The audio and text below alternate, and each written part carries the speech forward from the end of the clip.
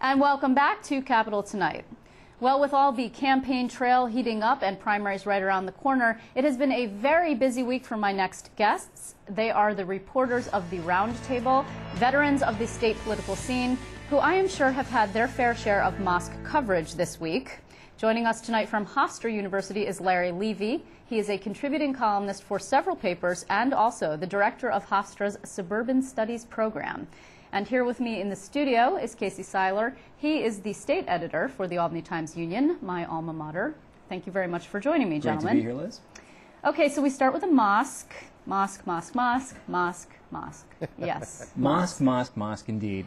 When will it end? This news cycle just never seems to have, just when I think it's going to peak out, it just starts in a different direction. There is a chance, I don't know if it's going away, but there's a chance that it might at least subside once we get past primary season. Because what you've got in the case of a number of the primaries, especially the Republican gubernatorial primary, the Senate races, you have the opponents there kind of playing a game that I like to refer to as mosquier than thou. Who can attempt to be the most vocal, vociferous opponent of the project? But the problem is that over the course of the last week, President Obama has managed to kind of take the issue national with his comments just a week ago today in support of the mosque, which he then, of course, amended and said, well, I wasn't commenting on the wisdom of planning the site here. So at the same time that we're approaching the primaries, it might start to subside a little because Republicans don't want to come off as seeming intolerant or too strident. But there's a chance that it could go on forever and it could go nationwide. Well, it's already nationwide. Larry, what do you think? I mean, what's pushing this, obviously, is this conservative effort, I think, that wooing the conservative base.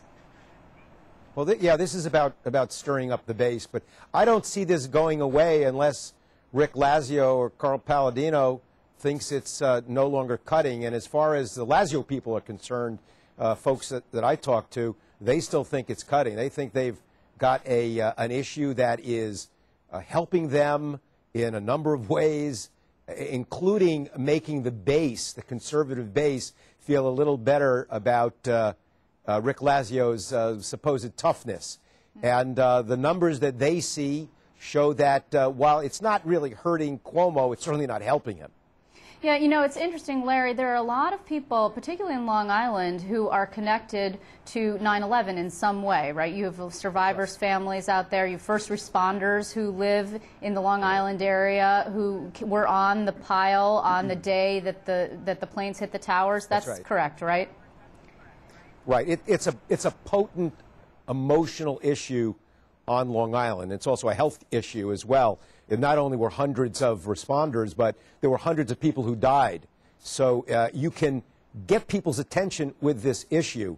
And between Rick Lazio fairly deftly using this, despite the complaints by the uniformed services unions, and Peter King, who can take anything national instantly and has certainly run with this, we're getting an awful lot of it on Long Island, in the state and around the country. And it's going to continue until the numbers suggest that it's hurting these candidates. Well, speaking of numbers, there was a Siena poll that came out on Wednesday that looked at the mosque and looked at perceptions.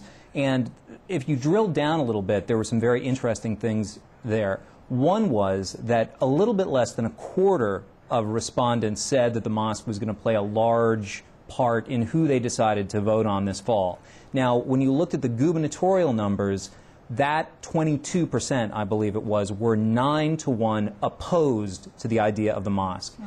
But within that segment, Andrew Cuomo still had a plurality of support. And he's pro-mosque. He is pro. He's always been pro-mosque. Not just mosque, but Islamic Community Center and mosque. So there's so much rhetoric that's going on here. Completely. It's not just a mosque. It's an Islamic Community Center that's going to have a pool and community facilities and also a place to worship. That's what we're talking about here. And the level of rhetoric here is really starting to reach a kind of critical mass of ugliness. As you approve blog comments, I approve blog comments. And the comments that we've gotten on this issue, the percentage of over-the-line comments has been higher than any controversy, any scandal that we've had to this point. You know, Larry, the reason why I asked you the question about the Long Island first responders is because we saw these ads that came out from Lazio and the Conservative Party that used images of 9/11, of Ground Zero, and the response was you referenced it actually from the police and fire unions. What was your initial reaction? Is it too soon? Is it politically taboo? Is it not politically taboo? What did you think?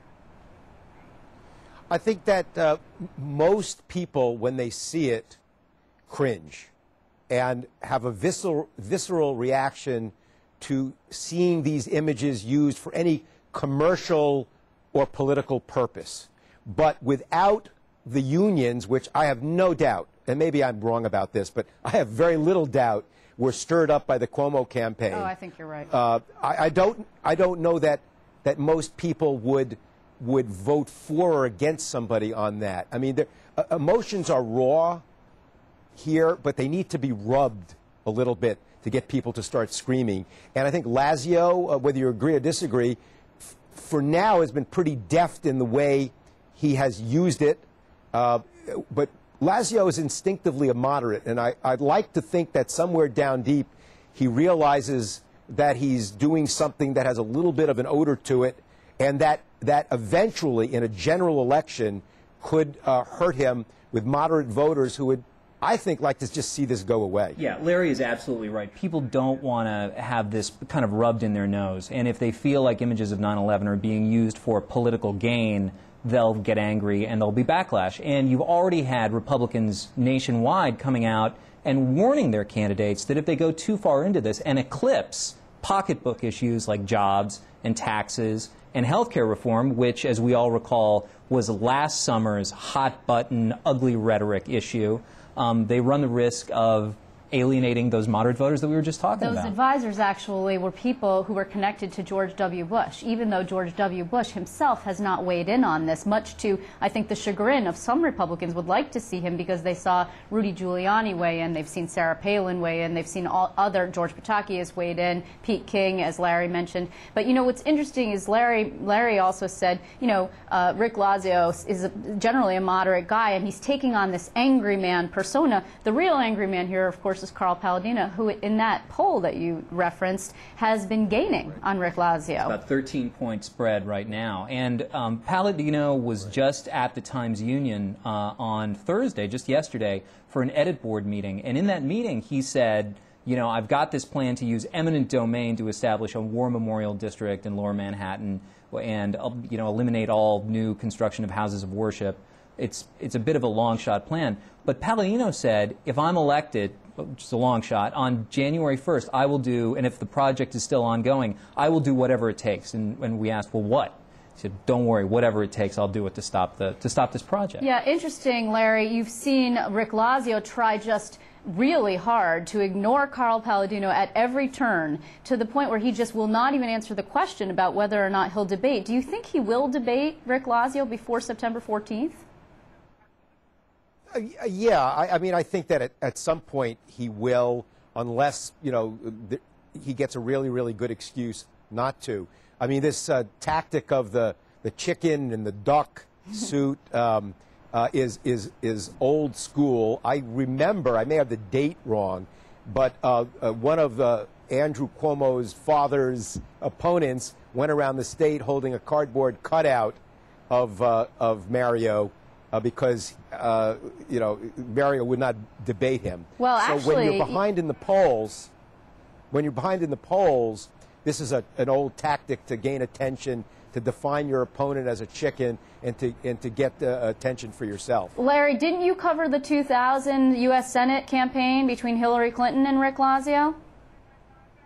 Yes, I did. Wasn't there Uncle Sam? I spent a lot of time around the state. Wasn't there somebody who they used, some kind of somebody? Casey, do you remember? This was, again, an issue regarding not debate. It was taxes. It was releasing your taxes. And the Democrats sent Uncle Sam to dog Rick Lazio, and now he's got chickens and ducks dogging him. It's really quite something. And also a chicken car. Palladino has a chicken car. Yeah, where does one find something like apparently, that? Palladino said it's owned by a jeweler. What a jeweler needs with a chicken-decorated car, I don't know. But you can't say the American economy is really in the toilet if a jeweler has a chicken car, I guess. Let's just briefly turn to Andrew Cuomo. I mean, he is back upstate. He also got the nod of the AFL-CIO. Larry, were you surprised that the unions actually, this 2.5 million federation signed off on him?